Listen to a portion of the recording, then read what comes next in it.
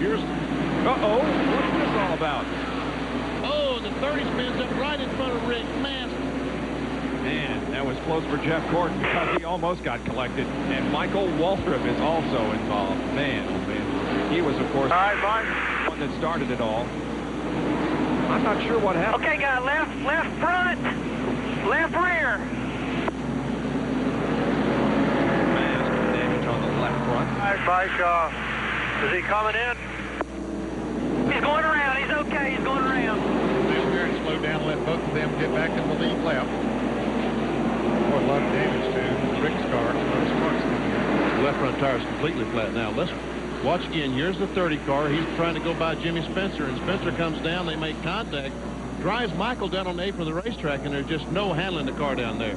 Boy, he almost hit the end of the pit wall, didn't he? And he goes up right in front of Rick Mast. And you're right, almost in front of Jeff Gordon. Yeah, Gordon just barely got by. Here it is again. Michael trying to go by on the inside, makes contact with Spencer, and then gets down the flat. And Venus says no traction down there. Mark Martin is back in the pits, and Jerry Punch is there. And they will come back in and change all 4 tires. By the way, when he came back in a moment ago, just prior to the restart, I told you they thought they had a vibration. They're making a chassis adjustment in the right rear. The concern was the right rear tire changer didn't think he had gotten on the lug nuts. He thought some of the lug nuts had fallen off and wasn't sure how many he did have tight. So rather than take a chance, better than safe than sorry, they brought him back in and checked the right side tire. They've now changed all 4 tires. Here's Mark Martin's crew cam. He too had to take evasive action. So did Ken Schrader. Schrader went all the way down on the flat, came back out. Say, Michael Waltrip took a pretty heavy lick to the left rear. I don't imagine that. I would think he probably bent the rear housing on these pins all the time. Michael has made his way to pit 4 road. tires on. Tommy, work on that spoiler. We'll get the gas in it first. Middle of the backstretch.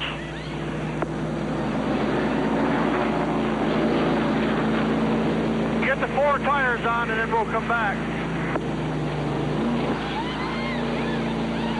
Middle of 3 and 4. Don't further the pace car. All right, just pull it out there a little bit. All right, let it down. Let it down.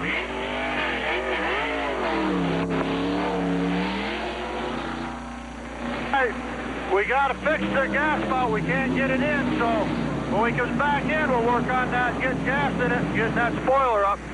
Somebody get a hammer, get some pliers, and get ready to... All right, Tommy and Bill, and then it'll be Rambo, Mike, me, and Darren on the back. Just the 2, us 4, and the guys put gas in.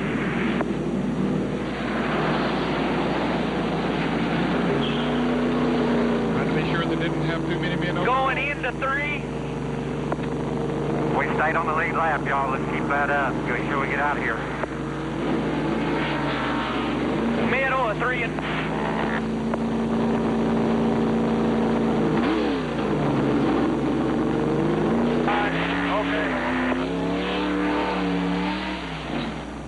He got some gasoline in it anyway. There's only 150 laps to go, so he probably could run the rest of the way on gasoline if he got Get this cleaned up and come back in, take a look at this, make sure everything's all right. Get that spoiler hammered up and get some tape ready to put on if we need it. Looks like they Here he comes. 3,300, Michael. pretty good 100 patchwork. Hey, Brian, count this. Make sure there's guys. Don't anybody come over, but what's over here right now? Right here, Mike. Middle of the backstretch. Hey, don't break it off.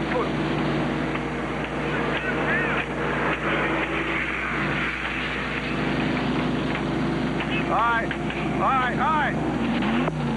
So 3 and 4.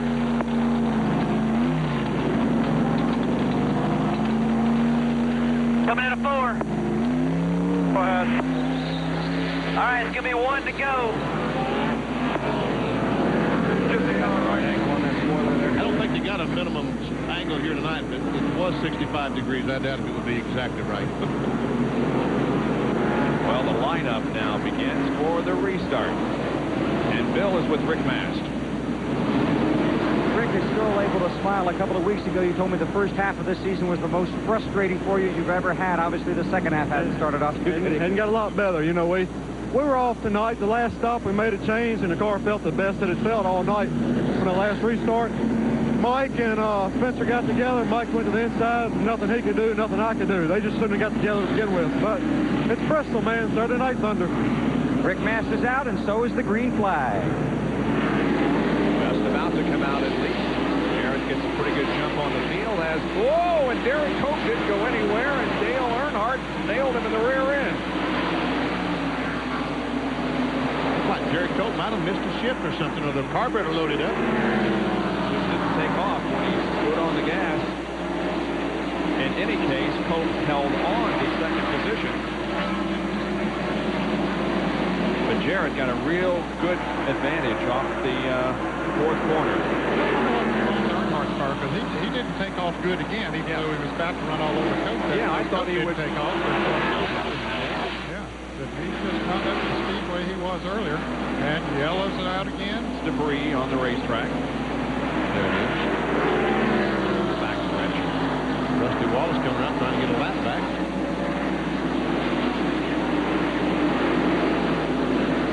Take a look at that restart again from the boot camp of Earnhardt. He nailed him pretty good. John Kernan. Derrike did just a few moments ago radio his crew, Jimmy Finnick, his crew chief, and say, I missed a shift. I might have over-revved the motor, and I might have damaged the motor. So they will probably be coming down pit road this time by to check some things out. At least, well, now he is not coming down pit road. He couldn't have anyway because Morgan Shepherd was on his inside. Well, the front end of the 3 car is damaged pretty well. We'll see Derrike Cope miss that shift. Watch, you see the public smoke? That's when he missed the shift. Yep. Although you only got one, you got a pretty good eye there, Pete. Jarrett, Cope, Earnhardt, Terry Labonte, and Darrell Waltrip, the top 5 here in Bristol. We'll be right back. Look at the 3 cars. Smoke coming out the back of the machine. They just took the green flag, and the smoke started pouring from the 3 car when he accelerated. Was the car overheated? Well, yeah, you wonder if that damage that was done to the front end when he hit Derrike Cope on that other restart might have either shut off the air or did something.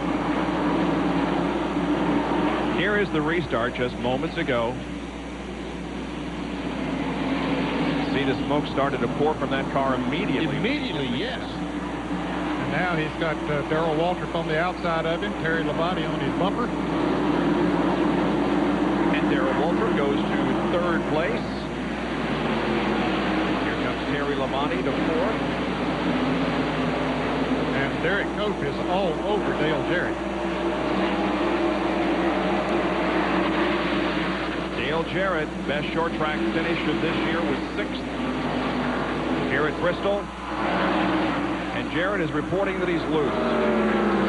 John Kernan, what's the story? A very loose condition for Dale Jarrett. In fact, they've already made their decision on the last pit stop. With their last pit stop, they will make a track bar adjustment because the car has just gotten very, very loose. That was what Dale was complaining about before we had this last caution period.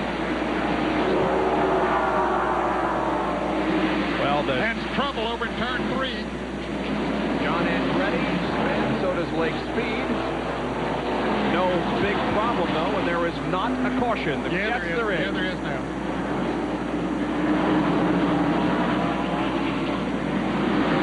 Well, maybe Dale Jarrett can get in and get his rear panel bar adjusted now.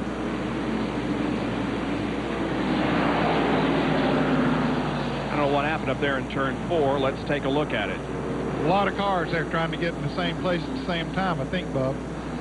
And Schrader just makes some contact. And looks like the 87 car might have run in the back of Lake Speed.